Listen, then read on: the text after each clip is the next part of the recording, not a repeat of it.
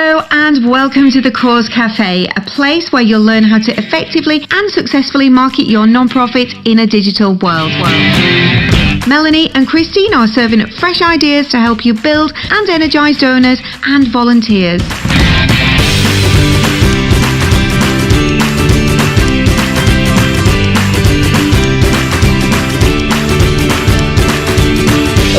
Hello and welcome to the Cause Cafe. Today's episode is Digital Doozies for Nonprofit Marketers. Today's episode is brought to you by the DIY Brand Discovery Jam Workshop. So if your brand is tired, if you're a startup and you just are plain confused about what a brand is, you need this fun, interactive half-day workshop that you can administer to your team for less than $200. So it's a great team building exercise. So people, fix your brand. You can go to www.solaagency.com to learn more. All right, so now we're going to get started. And I am so pleased to welcome my dear friend, Lindsey Petersen with the Tyler Robinson Foundation. And you can find that at trf.org. I encourage you to go to their website. It's amazing. And they are doing fabulous things, especially since you are pretty much still new in the world of nonprofit organizations, right? Yep, 5 years. 5 years this year. Okay, great. Well, why don't you start real quick with telling me a little bit about your backstory, like your digital marketing experience, and also tell me how you found your way to the Tyler Robinson Foundation.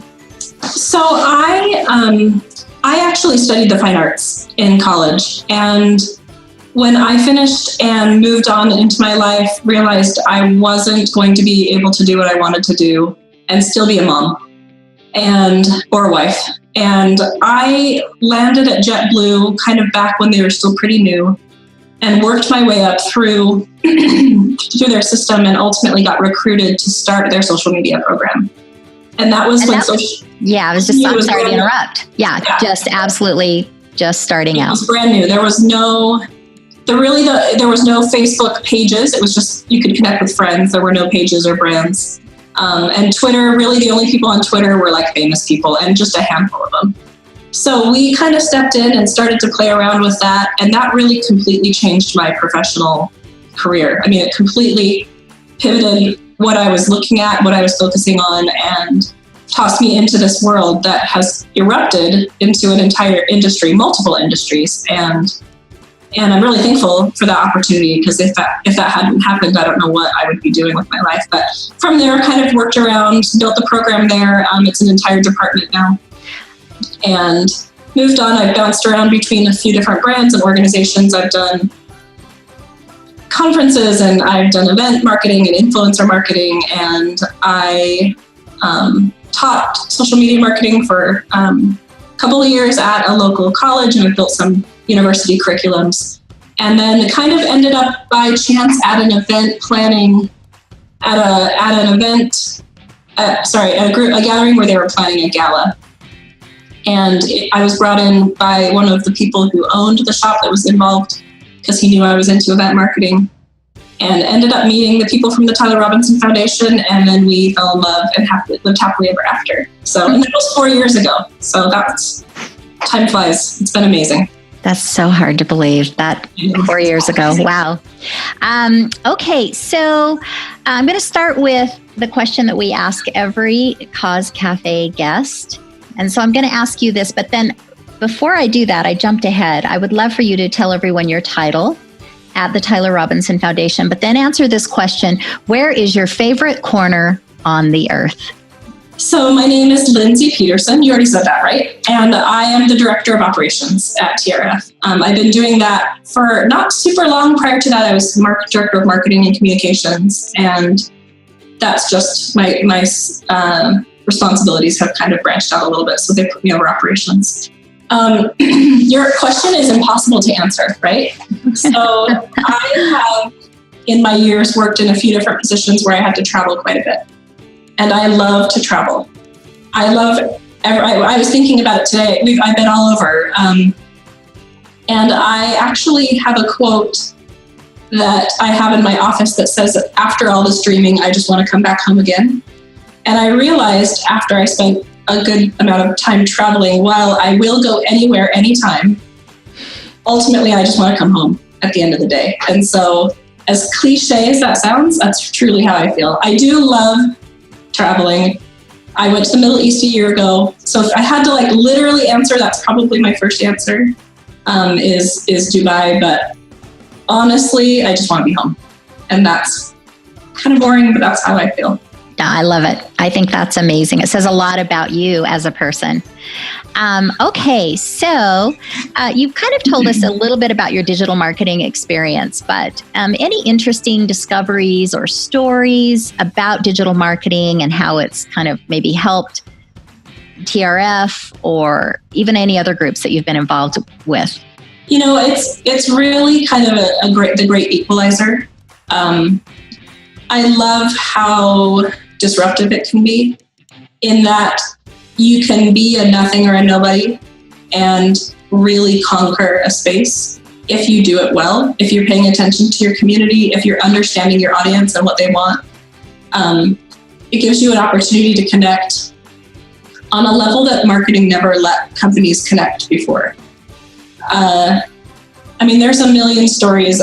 What I also love is, honestly, the ability it has brought us to emphasize the good that organizations can be doing and how accessible it is. So nonprofits, well, any organization that is involved in any sort of charitable giving, it used to be kind of on the side. And I think now, because of social media and the conversational and human nature of it, has made it more of a focus. Which I think, I mean, how many organizations do you see now that have some sort of major initiative that that gives back? And that's kind of become expected, where before I think it was just kind of something on the side. Ultimately, there's a million stories. Like Oral Brush is one I used to always use in my curriculums, and they utilized marketing. This isn't a nonprofit story, but I think that this fits in any of these categories. They wanted to get space at Walmart, shelf space, which is impossible to do. And they were just a teeny tiny company.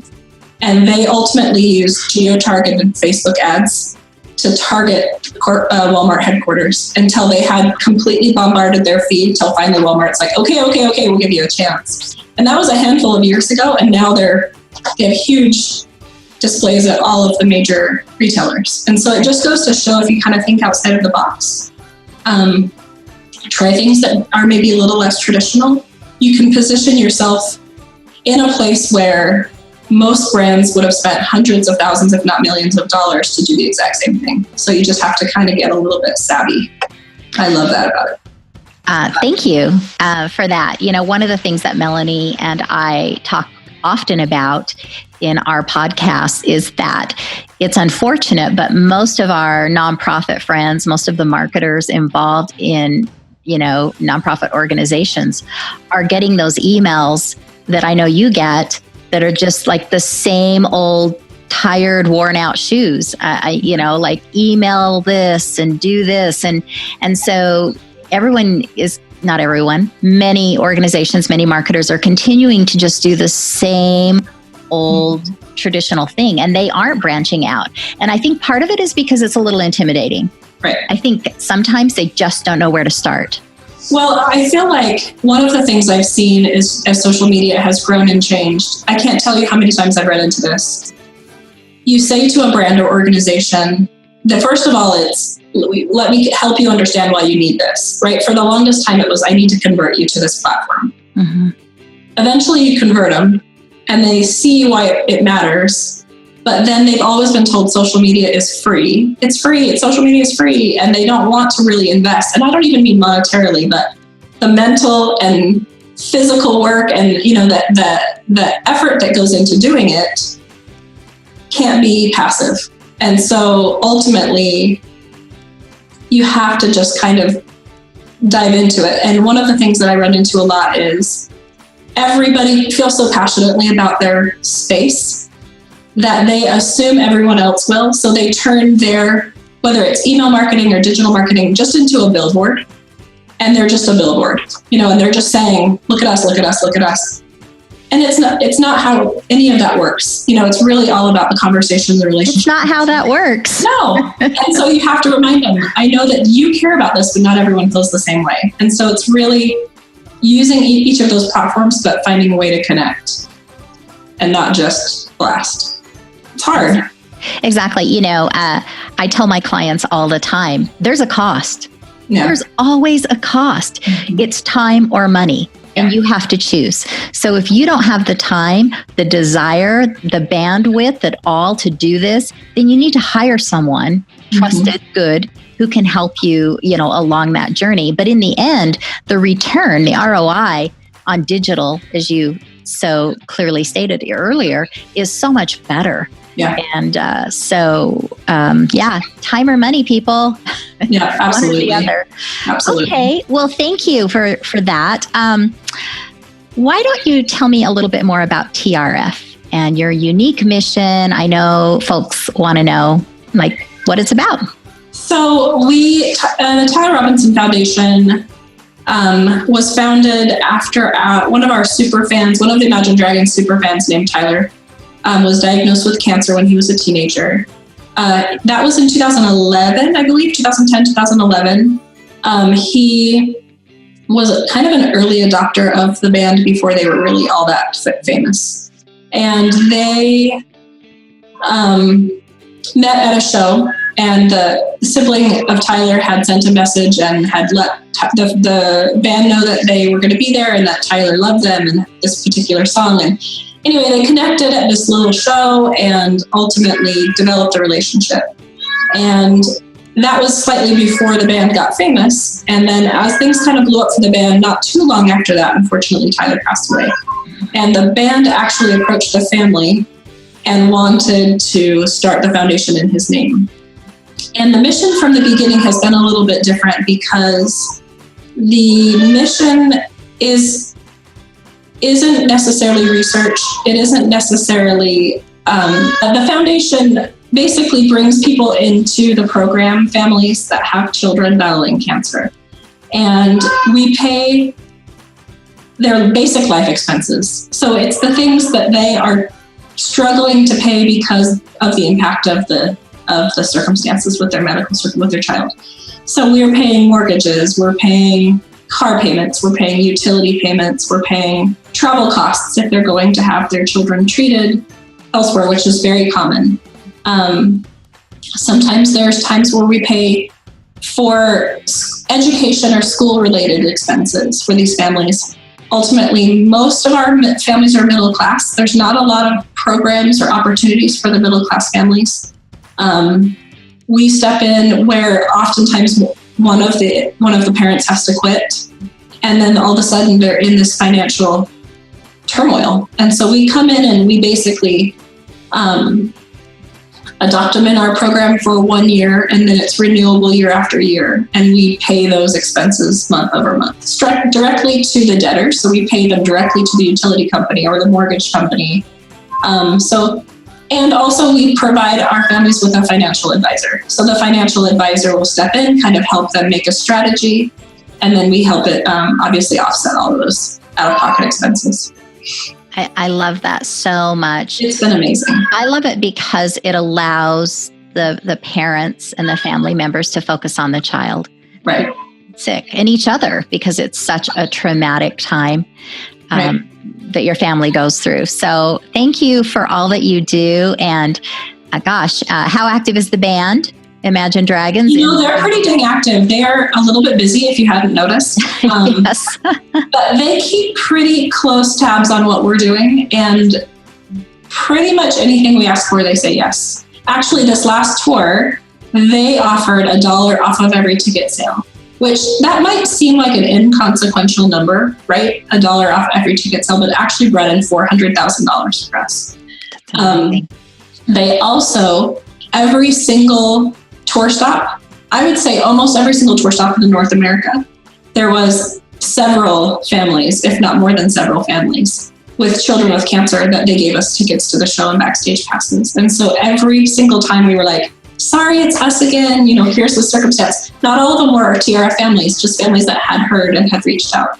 And they said yes to every single one. So that's very, very gracious of them. Big hearts. Very Definitely. big hearts. Yeah, that's so great. Okay, well, let's get back to some digital marketing strategies. So what are the strategies that you're using at TRF that have made a real impact in revenue, growth, sponsorships with businesses? What is it that's really attracting what it is you're looking for? It's difficult for me to answer this question because it's a little bit easier, to be completely honest. It's a little bit easier for me to raise money because of our celebrity backing. It's not necessarily fair to other nonprofit organizations that we have that advantage. And so I'd like to, it's pretty easy to get yeses from corporate organizations when they understand our mission and also the relationship we have with the band. That isn't necessarily the case with most other people in the same situation that would potentially be raising money for similar sorts of things. So it's difficult for me to say, we do this, you should try, because there's too many variables in what we're doing. The one thing I will say is that we just try stuff and see if it works. And we might try for, 6 months or a year. We do, I'll give a couple of examples that I think are universal. I think there's quite a bit of power in private communities or Facebook groups. We have a little insiders group that we will bring news or insight or previews of merchandise or things like that. It's people that are loyal to our organization, but also obviously to the band. And because we give them kind of the insider scoop first, there's an allegiance there. And obviously, I know a lot of marketers are aware of the nonstop, ever-changing Facebook algorithm issues. Yeah. And I know that there's even a bigger change coming, that it's kind of this dark cloud that's looming over everybody, and the impact that that's going to have. Those same algorithms cannot play into your groups. And so if you can invest in growing a community of engaged users, Facebook can never really change that algorithm. So there's a huge opportunity there. Something that we're just using when it comes to just kind of new opportunities, Facebook is always adding features that I don't necessarily feel like they are touting. And so I don't know if you've noticed, if you're running a Facebook page, one of the options down the left-hand side where it says like events and photos and videos and all your different options, one of them says jobs. And just this last New Year's, we needed some volunteers at the Sugar Bowl for an event we were doing in Louisiana. And I started to do a little footwork and found out I had no personal connections in Louisiana. And I started to ask around and no one really did either. So I put together a job posting and then I geo-targeted a Facebook ad using that job posting and recruited all the volunteers we needed, because they give you an option in the job posting for volunteer. So it was something I'm like, jobs, I don't even know what this is. And I spent a few minutes. Now I've used it 3 different times and I've recruited volunteers in each city I've needed volunteers. Wow. It's so something you might not even know is there. So that's like the $1 million tip that our listeners just received from Lindsey Petersen. So thank you so much. Yeah, no, that never occurred to me. Yeah, it's amazing. And actually the funny thing is today I opened my Facebook again, and there was another thing that I hadn't used. If you'll give me just a minute. Oh, so we talked a little bit about communities, and this I don't think is super, super new, but previous, if you wanted to have a private group, the private group could be under an individual, but not an organization.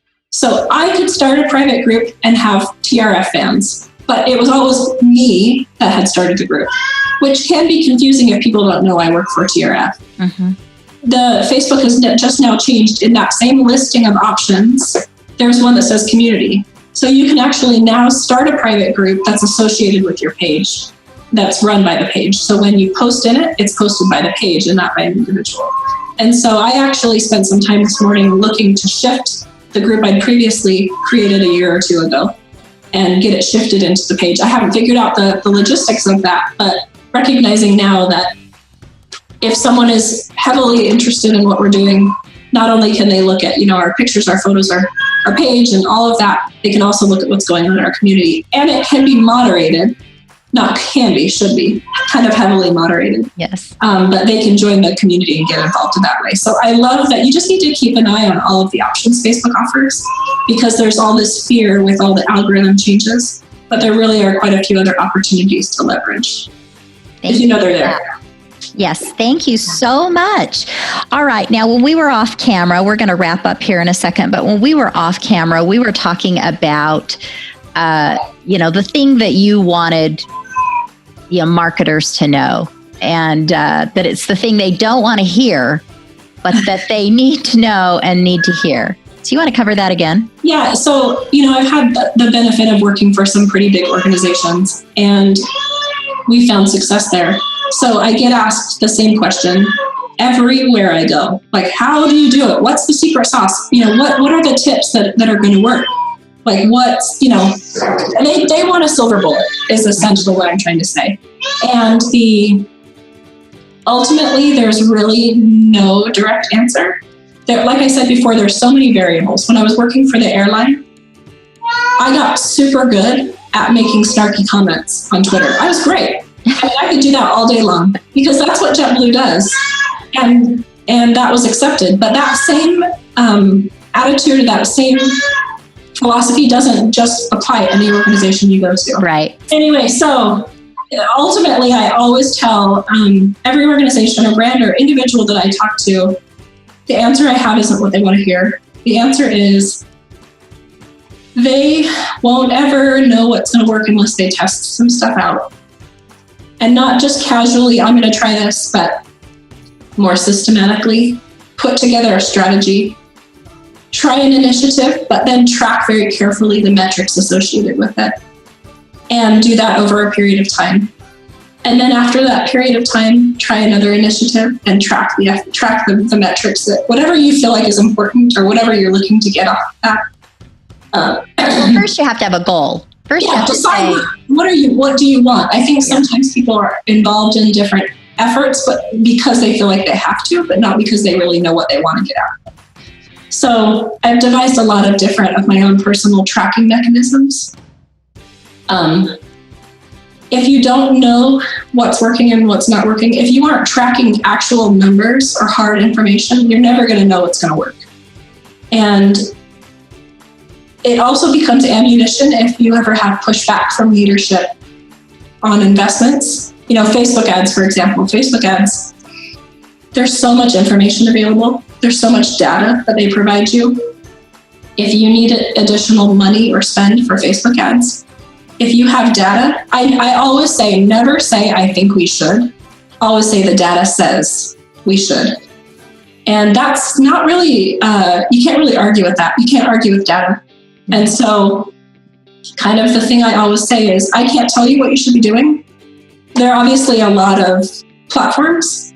You should try different strategies and different platforms and just track it, which is not sexy. Actually, today's the first of the month, which means today I'm going to spend a couple of hours gathering all of my data points and putting it in the spreadsheet and comparing it to whatever happened last month. It's not sexy, but it is so interesting. And really, you can't progress if you're not measuring.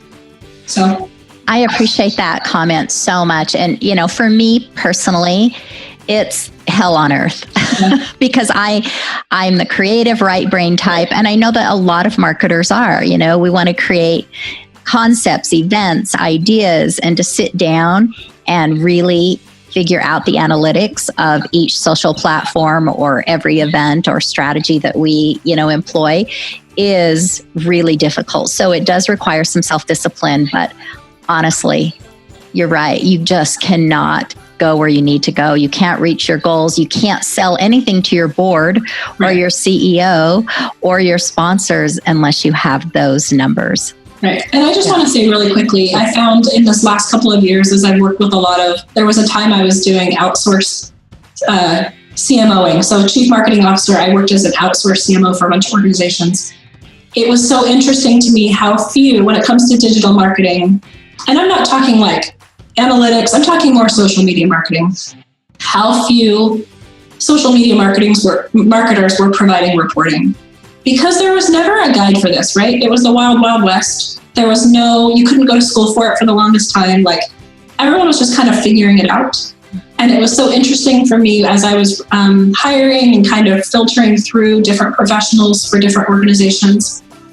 When I would say, what kind of reporting do you provide? They're like, none. And that was even just a year or two ago, and really, as a professional, if you're working in social media, all their stuff, you can pull your Google Analytics, you can pull all that stuff up.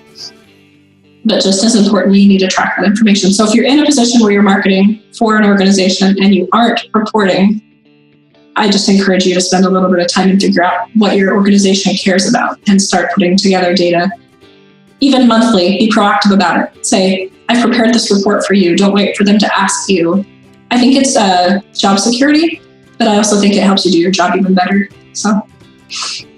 Thank you. And on that note, I really appreciate you, Lindsey. I appreciate your time today. Oh, thanks. And my cat. Sorry about that. And your cat, Charlie Salt. That's awesome. I feel like I want to ask how he got the name Charlie Salt. It just, when you let a 3-year-old name a cat, that's what they name.